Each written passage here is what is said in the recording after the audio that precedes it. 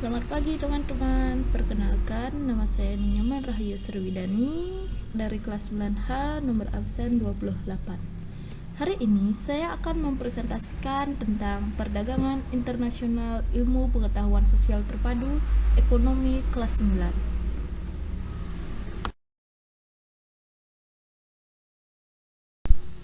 Oke teman-teman, terlebih dahulu kita bahas pengertian perdagangan internasional dulu ya. Jadi, perdagangan internasional adalah proses pertukaran barang dan jasa antara dua negara atau lebih dengan tujuan mendapatkan keuntungan atau laba. Lalu, yang kita bahas yang kedua adalah jenis perdagangan internasional. Jenis perdagangan internasional dapat dirinci sebagai berikut, yaitu ekspor dan impor. Lalu, topik yang ketiga yang akan kita bahas adalah faktor yang mendorong terjadinya perdagangan internasional.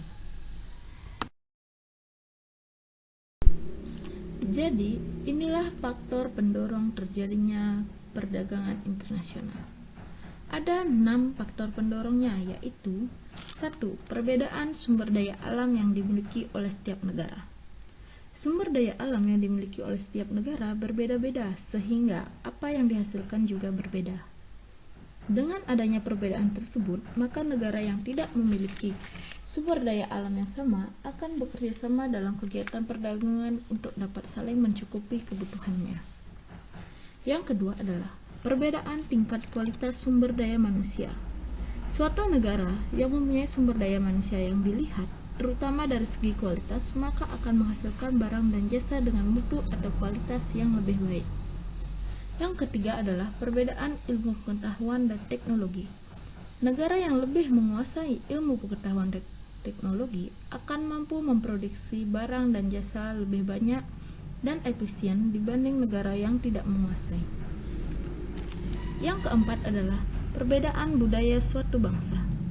Perbedaan budaya suatu negara akan sangat memengaruhi barang yang dihasilkan. Yang kelima adalah memenuhi kebutuhan nasional. Karena tidak semua kebutuhan dapat dipenuhi dari dalam negeri, maka diperlukan perdagangan dengan negara lain. Lalu yang terakhir adalah adanya kelebihan produksi. Negara yang memiliki kelebihan produksi akan menjual produk tersebut kepada negara yang kekurangan produk tersebut.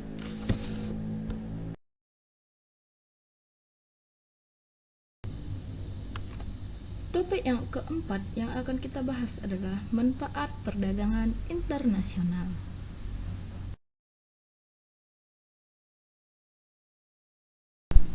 Adapun manfaat yang diperoleh dari adanya perdagangan internasional antara lain sebagai berikut. Yang pertama adalah meningkatkan kualitas konsumsi. Yang kedua adalah mendatangkan devisa bagi negara. Yang ketiga, membuka kesempatan kerja, dan yang keempat, stabilisasi harga-harga dan transfer teknologi. Dari presentasi yang saya sampaikan dapat disimpulkan bahwa 1. Perdagangan internasional adalah proses pertukaran barang dan jasa antara dua negara atau lebih dengan tujuan mendapatkan keuntungan atau laba. Yang kedua, perdagangan internasional dapat terjadi jika faktor pendorong terjadinya perdagangan internasional. Yang ketiga, perdagangan internasional memiliki banyak manfaat bagi negara yang melakukan kegiatan perdagangan internasional.